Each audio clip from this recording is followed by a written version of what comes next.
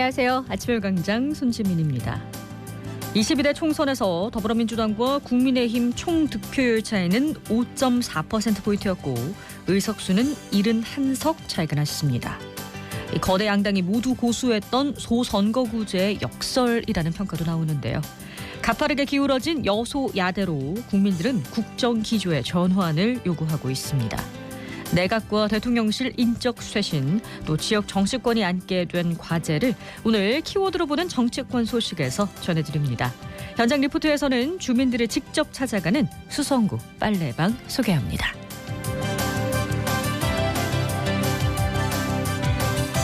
4월 15일 월요일 아침의 광장, 오늘도 시사 비타민 알차게 챙겨드립니다. 먼저 이 시각 교통 상황과 날씨부터 알아보죠. 배현 리포터. 네, 오늘 시내도로는 교통량 많습니다. 조암로 조암내거리에서 월성내거리 방향, 월성내거리 100m 못 간 지점 2, 3차로에서 승용차 추돌 사고 발생했습니다. 신천대로 서대구 나들목 방향, 침산교 지하차도에서 팔달교 지하차도 구간 교통량 더해지고 있고, 달구벌대로 내당역 내거리에서 두류 내거리 방향 차간거리 좁혀 이동 중입니다. 화랑로 효신내거리에서 동구시장 방향 서행하고 있고, 검단로 검단내거리에서 복현오거리 방향 복현오거리에서 신호 2번 받으셔야겠습니다. 칠곡중앙대로 팔달교에서 태전 삼거리 방향 신호주기에 따라 밀림과 풀린 반복하고 있고, 팔달로 팔달교에서 원대오거리 방향은 제속도 내며 지납니다. 경부고속도로 서울 방향 금호갈림목 140km 부근에서 칠곡갈림목 143km 부근까지 3km 속도 떨어지고 있습니다. 월요일은 비 소식과 함께합니다. 대구와 경북에는 저기압의 영향으로 내일까지 5에서 40mm의 비가 예상되는데요. 오늘 아침 대구의 기온은 16도, 김천은 18도로 평년보다 10도 가까이 높게 시작했습니다. 낮에는 대구와 김천, 안동 모두 20도에 그치며 일교차도 벌어지겠습니다. 기온은 내일까지 주춤하다 모레부터 차차 오르겠고요. 수요일부터 다시 일교차가 큰 날씨가 이어질 전망입니다. 현재 대구의 기온은 17도, 습도는 55%입니다. 지금까지 배아현이었습니다.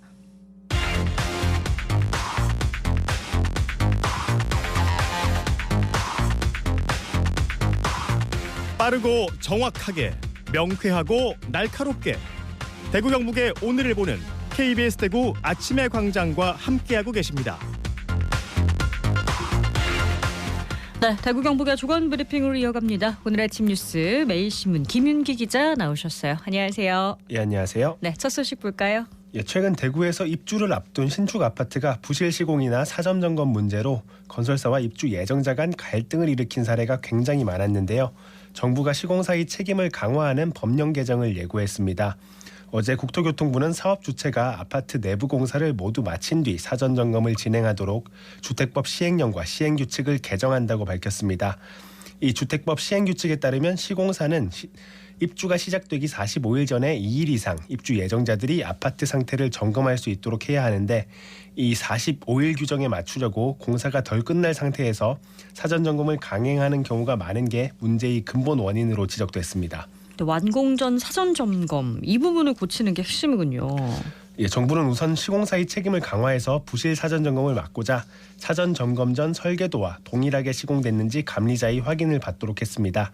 하자 보수 책임도 강화했는데요. 사전 점검에서 지적된 하자는 180일 안에 조치를 완료해야 하고 중대 하자는 90일 이내로 기간을 줄였습니다. 보수 계획도 입주 예정자에게 서면으로 통보해야 합니다. 다만 자재 공급 지연이나 천재지변, 파업 같은 불가피한 사유로 공사가 중단되는 경우 사전 방문 기간을 최대 15일까지 조정할 수 있고요. 이때도 무분별한 지연을 막기 위해서 공사 지연 사유를 증명할 수 있는 서류를 첨부해서 감리자의 확인, 또 기초단체장이 승인을 받도록 했습니다. 이번 개정안은 법제처 심사, 국무회의 의결 등을 거쳐서 오는 7월 중 시행될 예정입니다. 네, 새집 입주를 앞두고 피해를 호소하는 목소리가 좀 줄어들 수 있으면 좋겠네요. 다음 소식 보죠. 예, 지난주 있었던 대구 수성구 범어동 한 재건축 아파트 단지 1순위 청약 접수에 1,200여 명이 몰리면서 평균 경쟁률 15.3대 1을 기록했습니다. 대구에서 두 자릿수 청약 경쟁률을 보인 건 2021년 동구 신천동 한 주상복합단지 이후 약 2년 반 만입니다. 이 단지는 앞서 특별공급 72가구 모집에 103명이 몰리면서 기대감을 모았는데요. 부동산 경기가 위축되면서 아직 분양 시점조차 정하지 못한 분양 대기 물량이 상당한 가운데 다른 사업지에 어떤 영향을 미칠지 관련 업계와 소비자들이 주목하고 있습니다. 네, 그동안 분양 자체가 뜸했고 분양 시장이 열리더라도 고분양가 논란 속에 시장 반응이 차가웠는데요. 분위기가 반전됐다라고 볼 수 있을까요? 예, 이번 청약 경쟁률만으로 부동산 수요 심리가 회복됐다고 보기에는 어렵다는 분석이 우세해 보입니다. 네. 이 아파트 단지는 일반 분양 가구 수가 적어서 희소성이 있었고 네. 의과대학 입학 정원 확대와 맞물려서 신혼부부 등 실수요자 호응이 높았던 걸로 보인다는 분석이 있습니다.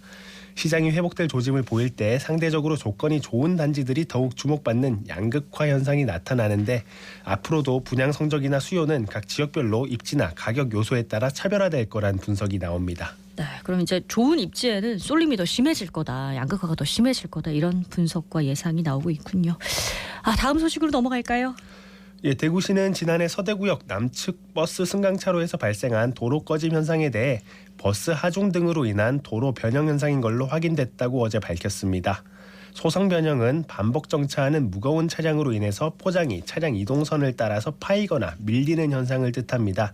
대구시는 국가철도공단과 함께 전문가 의견을 토대로 이달 1일 현장에서 실시한 지지적 조사 결과 노상 지지력이 기준치를 충족했다면서 이같이 발표했습니다. 네, 환경단체에서는 쓰레기 매립작으로 쓰였던 곳에 역사와 기반 시설이 들어서면서 집안 자체가 침하 현상이 나타나는 걸 수 있다는 가능성을 제기했었죠. 예, 매립장 특성상 집안 규성이 균일하지 않고 변형에 취약하다는 취지였는데요. 네. 조사 결과 이상이 없다는 결론이 나온 겁니다. 대구시는 대구의 기후 특성과 차량이 반복적으로 서행하고 정차하는 버스차로 특성을 고려해서 소성 변형에 강한 콘크리트 포장으로 노면 보수 공사를 시행하기로 했는데요. 공사 기간 중 문제가 된 차로는 임시 폐쇄되고 오는 5월 초쯤 통행이 재개될 예정입니다. 네, 꼼꼼한 보수 공사가 이어지길 바라겠습니다. 마지막으로 소식 하나 더 볼까요? 예, 약물을 이용한 성폭력 범죄가 일반 성범죄보다도 지인 관계에서 많이 발생하는 경향이 있다는 분석이 나왔습니다. 김중곤 계명대 경찰행정학과 조교수는 최근 학술지 경찰학 연구에 작년과 재작년에 나온 범죄 1심 판결문 41건을 분석한 논문을 게재했는데요. 약물을 이용해서 피해자를 한거불능 상태로 만든 후 저지른 성범죄 가해자 35명 중에 그 성범죄 가해자 중 35명이 피해자와 지인 관계에 있었습니다. 네. 피해자와 초면인 경우는 17건으로 이 절반에도 못 미쳤습니다. 일반적 성폭력 범죄의 경우 가해자와 피해자가 관계가 이웃이나 지인인 경우는 12.2%에 불과했던 걸 고려하면 지인 비중이 5배 이상 높은 셈입니다. 김 교수는 대중에게 약물 이용 성범죄 수법 등을 소개하고 대처법 등을 체계적으로 안내해야 한다고 강조했습니다. 네, 좀 무섭고 뒷골이 서늘해지는 소식이었습니다. 오늘 소식 여기까지 듣죠. 매일신문 김윤기 기자와 함께했습니다. 고맙습니다. 감사합니다. 안녕하십니까. 게으른 자전거 타기라는 자전거 동호회에서 공동 리더를 맡고 있는 백나묵이라고 합니다. 나이가 이제 40대를 훌쩍 넘어서 뒤늦게 이제 운동을 하려 하니까 의지는 부족하고 마냥 걷자니 심심하고 뛰려니까 관절이 좀 걱정되고요. 찾아보다가 자전거가 가장 최선이다 생각하고 입문하게 되었습니다. 처음에는 이제 혼자 타고 동네에 마실 좀 다니다가요. 혼자 타니까 너무 외롭기도 하고 그다음에 실력도 안 늘더라고요. 그래서 이제 이리저리 검색하다가 동호회 이름에서 여기다 싶어서 거기 가입하게 됐습니다. 처음에 친구끼리 이제 5명 정도 이렇게 모여서 시작하게 됐는데 지금은 87명 정도 이제 모였습니다. 최근에 갔던 합천댐 벚꽃 라이딩이 제일 기억에 남고요. 그때 갔을 때 날짜가 조금 안 맞아서 벚꽃은 활짝 안 피었는데 같이 고생도 하고 맛있는 것도 먹고 사진도 많이 찍고 이러면서 많은 추억들 공유하게 돼서 아주 즐거웠습니다. 자전거를 타본 이들은 아시겠지만 바람을 느끼고 지나가는 멋진 풍경을 두 눈과 가슴에 한가득 채울 수가 있고요. 또 걸어서 가지 못한 거리를 이동할 수가 있으니까 힐링도 되고 운동도 되니까 이보다 멋진 일은 없을 것 같습니다. 이제 시즌 온이지만 날씨가 이제 많이 더워지고 있습니다. 시원한 동해안이나 제주도 일주가 참 좋을 것 같습니다. 멀리 가기 힘든 분들은 가까운 금호강 주변 자전거 도로도 참 좋을 것 같습니다. 나이도 사는 것도 하는 일도 다 다른 회원들이 오직 자전거를 사랑한다는 마음으로 지금 똘똘 뭉쳤습니다. 앞으로도 다 같이 행복하고 안전한 라이딩을 하면서 즐겁게 인생을 사는 진정한 브라보 마이 라이프가 제 목표입니다.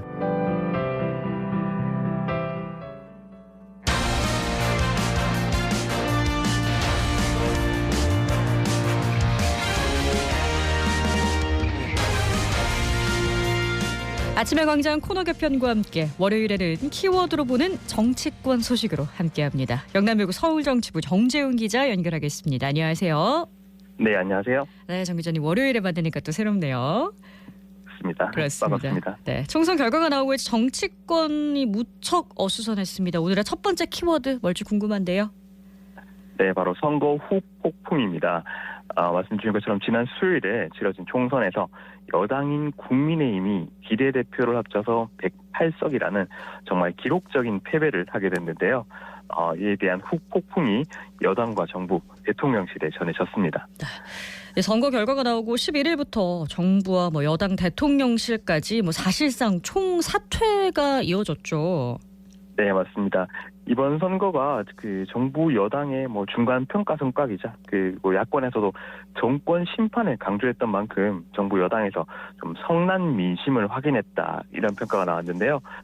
이에 고위직들이 잇따라 책임을 통감한다면서 사퇴를 했습니다. 먼저 정부에서는 한덕수 국무총리, 여당은 한동훈 비상대책위원장이 책임을 지겠다는 사의를 표명을 했고요. 동시에 대통령실 수석 및 비서관들까지 사퇴 의사를 밝혔습니다. 이게 역대 정부에서도 선거 패배 후에 당정의 인적 쇄신은 좀 흔한 일이긴 한데요. 하지만 이번처럼 고위직 모두가 사의를 표명하는 전례는 좀 찾아보기 힘들다 이런 지적이 나왔습니다. 아무래도 가장 관심은 윤석열 대통령이었습니다. 총선 다음 날 입장이 나왔죠. 네, 맞습니다. 윤석열 대통령도 총선에서 나타난 국민의 뜻을 겸허히 받들여서 국정을 쇄신하고 경제와 민생 안정을 위해 최선을 다하겠다 이렇게 말했는데요. 다만 이는 이관섭 비서실장의 대독 형식으로 전해진 내용이거든요. 더욱이 야당에서는 부족하다는 입장을 내놓고 있고 윤석열 대통령도 이제 사퇴한 정부 인사들을 다시 채워 넣어야 되는 시간이 다가온 만큼 이르면 오늘 아니면 내일 정도에 아니면 늦어도 이번 주 중에는 추가로 입장을 밝힐 것으로 보입니다. 네, 야권에서는 직접 좀 나와서 이야기를 해야 되는 거 아니냐 이런 목소리가 좀 나오고 있는 것 같더라고요. 근데 지금 맞습니다. 바쁩니다. 인사를 다시 재정비를 해야 되기 때문에 지금 국무총리, 비서실장 등을 두고 다양한 인물들이 거론이 되고 있다고요. 네, 맞습니다. 현재 대통령 비서실장으로는 원희룡 전 국토부 장관이나 국회 부의장을 지낸 정진석 의원, 장제원 의원이나 김한길 국민통합위원장 등이 자신의 의사와 상관없이 거론이 되고 있는데요. 윤석열 대통령이 그동안 관료 출신 참모들로 국정을 운영하다 보니 한계를 드러냈다는 지적을 받은 만큼 이번에는 모두 정치인권 출신이 좀 거론이 되고 있습니다. 또한 총리에도 지역의 주호영 의원이나 아니면은 권영세 의원 등이 후보로 검토되는 것으로 전해졌고요. 네. 그리고 홍준표 대구시장도 이게 이준석 기억신당 당선인이 추천을 한다 이렇게 좀 언급이 있었지만 본인이 사실상 반대 의사를 밝히기도 했습니다. 네. 다만 총리의 경우에 국회의 인준이 중요한 필수인 만큼 검증에 다소 시간이 걸릴 것으로 보입니다. 네, 많은 대중들의 시선이 좀 쏠려 있는 인사이기도 합니다. 더불어민주당에서는 국민의 뜻을 반영한 인사를 촉구했는데요. 대통령 고민이 아주 깊어질 것 같습니다. 자, 두 번째 키워드로 넘어가죠. 네, 두 번째 키워드는 정치적 고립입니다. 바로 우리 대구 경북 지역 이야기인데요. 이번 총선에서 대구 경북의 민심은 사실상 맹목적인 보수 지지로 좀 확인이 됐거든요. 물론 다수의 중진 배출 등의 소기의 성과도 거뒀지만 적지 않은 과제가 남은 것 같습니다. 적지 않은 과제라. 그중에서 가장 큰 문제라고 할 수 있는 점은 뭘로 꼽으시나요? 저는 정치적 무관심이 짙어졌다고 좀 표현할 수 있겠습니다. 무엇보다 방송에서도 여러 번 설명을 해드렸지만 이번에는 역대급 조용한 선거다 이런 지적이 많았었잖아요. 즉 이번에는 총선의 지역 이슈가 좀 사라졌고 때문에 후보들도 선거 활동이 크게 부족했다 이런 지적이 나왔는데 이게 또 앞서 말한 것과 연장선상에 있는 것인데 이번 정부와 여당의 실책이나 반성을 요구하는 목소리가 나왔다고 할 수 있는데 지역이 사실 윤석열 정부로 만든 주역이면서도 의정 갈등이나 당정 갈등 등 다양한 현안 속에서 지역이 별로 목소리를 내지 못했다 이런 점은 좀 분명히 반성해야 될 대목 같습니다. 네, 우리 지역의 투표율이 좀 낮기도 했잖아요. 그 맞습니다. 측면에서도 정치적 무관심이 짙어졌다 이렇게 좀 분석을 할 수가 있겠죠. 네, 맞습니다. 이게 전국적으로는 이제 32년 만에 가장 높은 투표율을 기록했는데 대구와 경북은 오히려 21대 총선보다 투표율이 떨어졌습니다. 후보들도 조용하고 이유들도 없다 보니 투표율이 최하위권을 기록하는 데 영향을 미친 것으로 풀이가 되는데요. 네. 이제 대구 경북 유권자들이 상당수가 이게 투표를 포기함으로써 국민의힘과 여당에 대해서 경고의 메시지를 보낸 것이다. 이런 해석도 할 수가 있겠습니다. 네, 방금 투표를 포기했다는 그 발언에서 굉장히 상당한 제가 아쉬움이 느껴집니다. 뭐 어쨌든 대구 경북의 지역구 25석 모두 국민의힘이 석권을 했습니다. 뭐 보수 결집의 힘을 보여줬지만 다양성이 좀 부족하다라는 목소리는 나올 수밖에 없죠. 네, 맞습니다. 이게 이른바 뭐 깃발만 꽂아도 당선된다 이런 기류가 좀 어떻게 보면 강화되고 있다는 점이 좀 매우 안타깝습니다. 네. 앞서 20대 국회 같은 경우에서는 뭐 대구에서 민주당 김부겸 후보의 당선과 무소속 3명이 당선되기도 했고 21대 국회에서는 그나마 무소속 홍준표 후보가 당선이 되는 등 대구가 당만 보고 찍는 것은 아니다. 좀 이런 인식이 있었는데 이번에는 또 이런 점이 없어지면서 갈수록 다양성이 없어지는 것 같아서 여러모로 아쉬움이 남습니다. 네, 이 지역 정치권이 악화될 수밖에 없다는 지적도 나오고 있는데요. 어떤 과제를 좀 시급하게 해결해야 할까요? 네, 이런 무기력한 모습이 이어질 경우에는 뭐 정치적 갈라파고스 그러니까 고립될 수밖에 없다는 지적이 나오고 있는데 네. 특히 저는 보수 여당보다는 좀 민주당에 다시 좀 주문을 하고 싶습니다. 이번에 야당이 진보 연합을 이루긴 했지만 대구와 경북에서 후보를 다 내지 못했다는 점은 분명히 아쉽고요. 네. 그리고 뭐 간판 주자를 내세워서 지역주의를 타파하겠다는 시도도 좀 부족을 했거든요. 때문에 180석을 차지한 민주당에서 지역을 불모지로만 볼 것이 아니라 지속적인 관심을 가져서 왜 지역에서 민주당이 필요한가 이런 점을 좀 보여줬으면 하는 바람이 있습니다. 그렇습니다. 좀 더 인지도가 높고 무게감 있는 인사를 우리 지역 험지에 좀 내려 보냈어야 하는 게 아닌가라는 아쉬움을 가지는 분들이 많이 계신 것 같아요. 대구 네, 경북에서 인물난이 컸습니다. 민주당이 뭐 모든 지역구에 후보를 내지 못했기 때문에 앞으로 좀 남은 과제가 큰 것 같습니다. 자, 이번에는 세 번째 키워드로 가볼까요? 네, 세 번째 그는 제3지대의 미래입니다. 거대 야당과 여당을 제외하고 나머지 당들을 부르는 것인데 네. 조국 혁신당이 비례대표로만 12석을 개혁신당이 총 3석을 얻었고요. 반면에 새로운 미래는 1석을 얻었고 녹색정의당은 원외정당으로 전락하는 등 좀 대조적인 모습을 보였습니다. 더욱이 22대 국회가 시작하려면 한 달 정도가 남았지만 벌써부터 움직임을 보이고 있어서 좀 눈길을 끌기도 했습니다. 네, 이번 총선에서 아무래도 가장 큰 돌풍이라 함은 조국 혁신당을 꼽을 수가 있을 텐데 더 본격적인 행보를 보이고 있다는 측면에서 방금 말씀하신 것 같아요. 네, 맞습니다. 조국 혁신당이 비례득표율 1, 2위를 차지한 국민의 미래와 더불어민주연합에 이어서 총 24%의 득표율을 기록했고 특히 광주 전남 지역에서는 네. 더불어민주연합보다 높은 득표율을 얻어서 그야말로 민주당의 대안정당 역할을 하고 있다. 이런 분석까지 나왔는데요. 조국 혁신당은 총선 다음 날부터 좀 활동을 시작했습니다. 서울 서초동을 찾아서 검찰의 김건희 여사를 소환 조사하라면서 목소리를 높였고 한동훈 특검법을 22대가 시작하면 발의할 것이라고 밝히는 등 정권 심판의 이미지를 좀 굳혔다고 할 수 있겠습니다. 남은 과제는 비례의원들을 모아서 총 20석으로 원내 교섭단체를 구성한다는 것인데 실현될 가능성은 좀 미지수라는 평가입니다. 미지수다. 그럼 좀 힘들지 않겠냐라는 시선이 좀 있다는 건데 어떤 이유에서일까요? 이게 원내 교섭단체가 되려면 총 20석이 필요합니다. 네. 근데 지금 12석이기도 하고 이게 또 만약에 민주연합에서 참여한 인사 6명을 모두 포함시킨다고 해도 18명이거든요. 그리고 새로운 미래나 진보당까지 다 모여야 총 20석이 이루어지긴 하는데 네. 의원들이 어떻게 지금 의견을 내지 않고 있어서 어떻게 좀 결합할지가 좀 관심사이기도 하고요. 또한 민주당 입장에서는 진보 야권의 주도권 일부를 좀 내어주는 모양새가 될 수 있는 만큼 조국 혁신당이 영향력을 키우도록 가만히 둘까? 놔두지 않을 것이다. 놔두지 않을까 이런 게 부담이 될 것으로 보입니다. 그렇게 조심스럽게 또 예측을 하고 계신가 봐요. 자, 그리고 제3지대 중에 이준석 당대표가 당선된 우리 개혁신당 절반의 성공이라고 봐야 되지 않을까 싶은데요. 맞습니다. 개혁신당은 당의 간판이 이준석 대표가 경기 화성시 을에서 당선을 확정 지으면서 여의도 입성에 성공을 했으나 나머지 지역구 후보들은 모두 고배를 마셨습니다. 개혁신당은 비례대표 당선자 2명으로 천하람 변호사까지 입성하면서 좀 기대를 모으고 있는 상황이긴 하지만 네. 세석이라는 소수 정당에 그쳐서 대한정당의 역할이 좀 제한될 수밖에 없을 것이다. 이런 지적이 나오고 있는데요. 앞으로 개혁신당의 방향에 대해서도 좀 전망이 좀 엇갈리는데 국민의힘과 연대 등도 거론이 되지만 개혁신당 측이 벌써부터 좀 선을 긋고 있는 데다 이미 야당이 약 180석이 이른 좀 상황인 만큼 여당이 개혁신당에 손을 내밀 가능성은 좀 크지 않을 것으로 보입니다. 네, 그리고 원외 정당으로 전락한 녹색정의당도 짧게 좀 살펴볼까요? 네, 이번에 녹색정의당이 비례의원 배출에 실패했고 그렇습니다. 당의 간판인 침상정 의원도 백구인 고향갑에서 낙선하면서 정계 은퇴를 선언하면서 사실상 좀 쪼그라들었다 이렇게 표현할 수가 있겠습니다. 정의당이 설 자리를 좀 잃었다는 평가가 이어지고 있는데요. 앞으로 행보 좀 시켜보도록 하겠습니다. 키워드로 보는 정치권 소식 오늘 여기까지 듣죠. 영남일보 정재훈 기자였습니다. 고맙습니다. 네, 감사합니다.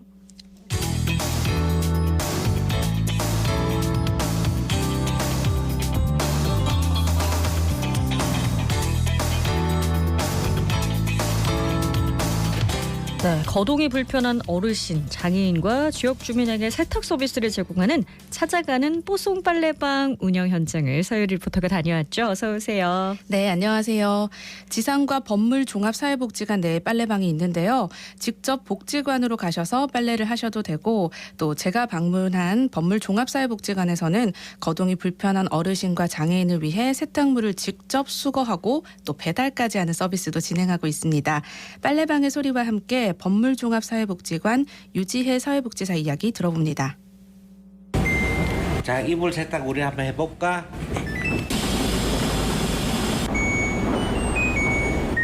빨리 다 됐습니다. 아따, 빨래가 뽀송뽀송하니 너무 좋다. 내가 이 맛에 여기 자주 이용하지. 2019년부터 시작한 찾아가는 뽀송 빨래방은 매년 수백 명의 지역 주민분들이 이용을 하고 있는 범물동에 꼭 필요한 사업 중에 하나입니다.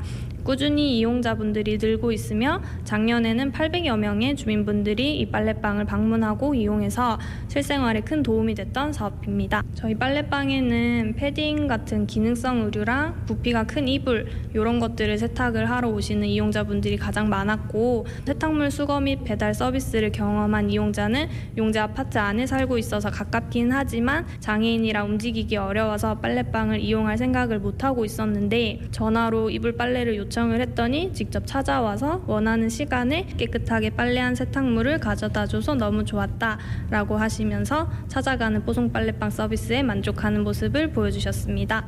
복지관에 빨래방을 이용하러 오신 모자 가정이 있었는데 복지관에 이렇게 이용할 수 있는 시설이 있어서 너무 감사하다며 우리도 복지관에 도움이 되고 싶다라고 말씀을 하시면서 복지관 행사에 직접 자원봉사자로 참여를 하셔서 저희 지역 주민분들을 통해서 복지관 사업이 확정이 되었던 뿌듯했던 경험이 있었습니다. 아주 좋은 사업 같은데 혹시 세탁비는 얼마인가요? 정말 좋게도 무료로 운영을 또 하고 있고요. 몸이 불편하신 분들의 경우는 요양보호사분들이 대신 이제 오시거든요. 그중 한 분은 오전에 맡기면 오후에 이불을 찾을 수 있어서 어르신이 너무너무 좋아하신다라는 네. 말을 남겼습니다. 이불 빨래의 경우 세탁과 건조까지 3시간 정도 걸리는데요. 이용하시는 분의 이야기 직접 들어봤습니다.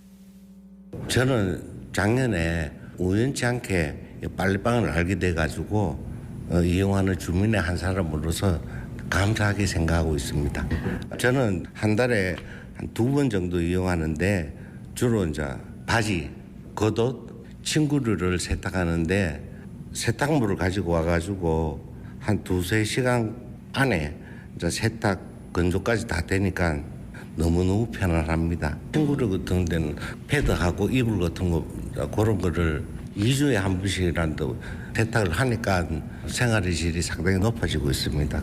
지금 대형 세탁기가 쉬고 있는데 그것 또한 빨리 정상 작동됐으면 좋겠습니다. 저는 여기 오픈 시간이 9시거든요. 그렇기 때문에 9시에 와가지고 이래 세탁을 하게 되면 건조까지 하는데 보통 길어야 한 3시간 걸리거든요. 그럼 12시 전에 마쳐요. 그러면 오후에는 4시간을 가지고 내 볼일을 볼 수가 있으니까 그런 거에 또한 편리합니다. 뽀송뽀송 빨래방을 여러 사람이 많이 이용했으면 합니다. 이용하는 도움이 될 만한 정보 있을까요? 네, 아무래도 오전에 일찍 방문하면 기다리지 않고 편안하게 세탁을 할 수 있고요. 오후 늦은 시간에 가시면 이용자는 많지 않지만 또 빨래방 이용 시간이 끝날 수 있기 때문에 이 점 생각하시고 이용하시면 좋겠고요. 계속해서 이 사업 담당하고 있는 수성구청 행복나눔과 손선미 주무관 이야기 들어봅니다.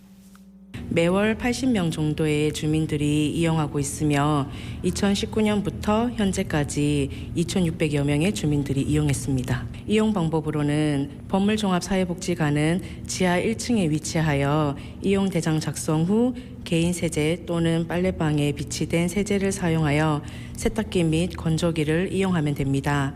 거동이 어려운 중증 장애인 및 독거 어르신의 경우는 세탁물 수거 신청이 가능하며 법물종합사회복지관에서 상시 접수받고 있어 복지관으로 신청하면 됩니다. 지산종합사회복지관은 빨래방을 이용하려는 대상자가 직접 복지관에 내방하여 세탁물을 사무실에 접수하면 세탁 및 건조 후 복지관에서 수령 안내 전화를 받으면 찾아가시면 됩니다. 기타 문의사항은 법물 및 지산종합사회복지관에 문의하면 자세한 내용을 안내받으실 수 있습니다. 우리 군은 2008년 대구 사회복지 공동모금회와 협약하여 저소득 주민에게 맞춤형 복지 서비스를 제공하기 위해 민간이 협력하여 희망수성 천사 계좌로 다양한 사업을 진행하고 있습니다. 찾아가는 뽀송 빨래방 외에 나눔이 필요한 이웃에게 식료품 등을 제공하는 행복나눔 곳간, 저소득 노인의 올바른 죽음 과정에 대한 교육인 웰다잉 교육 프로그램 지원 등 13개 사업을 진행하고 있습니다.